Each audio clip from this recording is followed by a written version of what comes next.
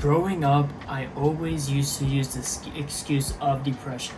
I used to always use it as an excuse. I used to always let it plague me mentally. Growing up, I moved a bunch and I was always in a different scenario every couple years, right? And I used to always think, man, this is not my fault. Man, this isn't supposed to be happening to me. Why is my life so bad? Why is this happening to me? Why is that happening to me? When this whole time it was all in my head. Something that I've been recently learning about my young adult life is that life is heavily about perspective. How you perceive your life is extremely important. You could be very rich, but you still don't have that thing you want, so your life sucks. Or you could be very poor, but you have your family. You have everybody you love around you, so you're the richest man on earth. Perspective is one of the most important things that I've learned as a lesson while growing up. It's all about your perspective. It's funny because a recent example helped me a bunch as well, which is, and this is probably the case for most men at least, it's your first heartbreak. It taught me everything that I needed to know when it comes to perspective, and that most of it is truly just in your head. You can tackle breakups in two different ways. You can tackle it like, my life sucks, I'm not worth enough, I can't do this, or hey, I have this much more time, I can save this much money, I am worth it, I have friends, I have people that do love me. You can choose your path. I hope you guys are understanding where I'm coming from. Perspective is all about making a choice in your brain as to what you want your life to look like. So in your head, if your doctor says you have depression, now it's an excuse for everything.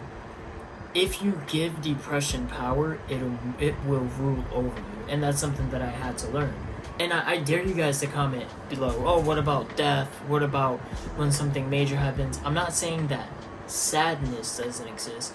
I'm saying that depression doesn't exist. And the people defending it in the comments are literally giving depression power. What if instead of saying, oh, I'm depressed, I can't do this, what if instead of saying, how can I solve this problem? What if instead of saying, man, this is never going to work out for me, what about you say, how can I make it work out for me?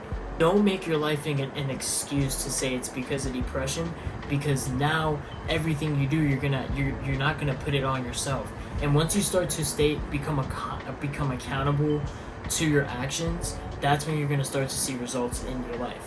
In my opinion, I don't give depression power, because if you're defending your reasons why you're sad, if you're defending depression, you're just giving it power and it's gonna rule over you.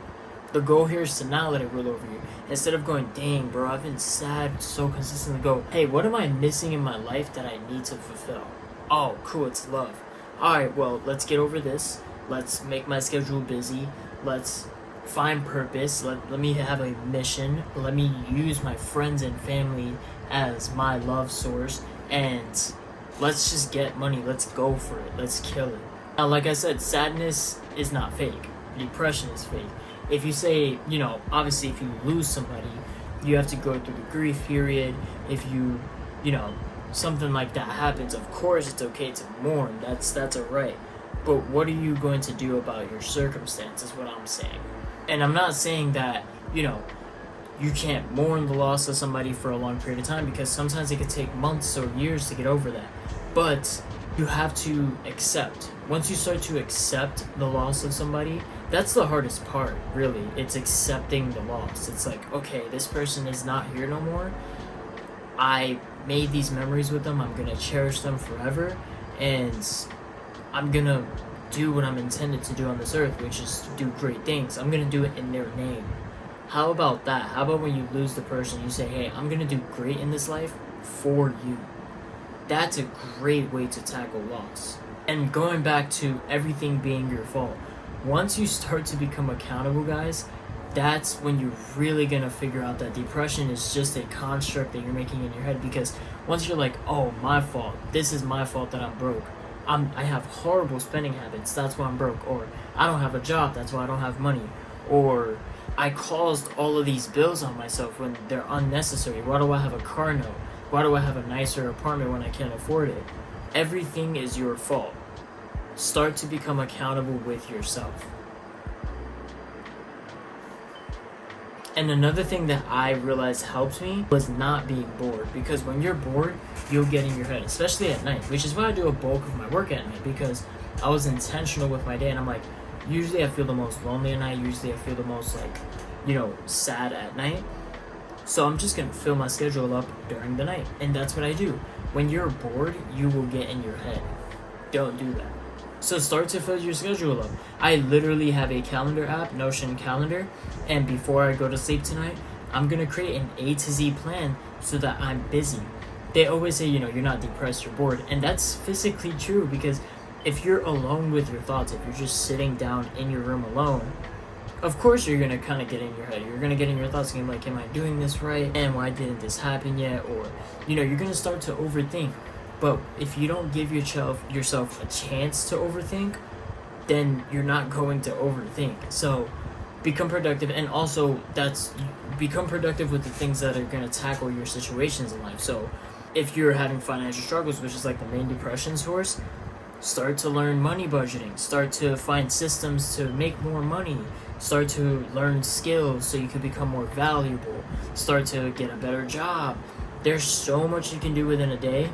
Create a task list, create a calendar, do 3 1-hour deep work blocks to tackle all of those tasks. Because then if you become a workaholic, you'll probably fall back into depression.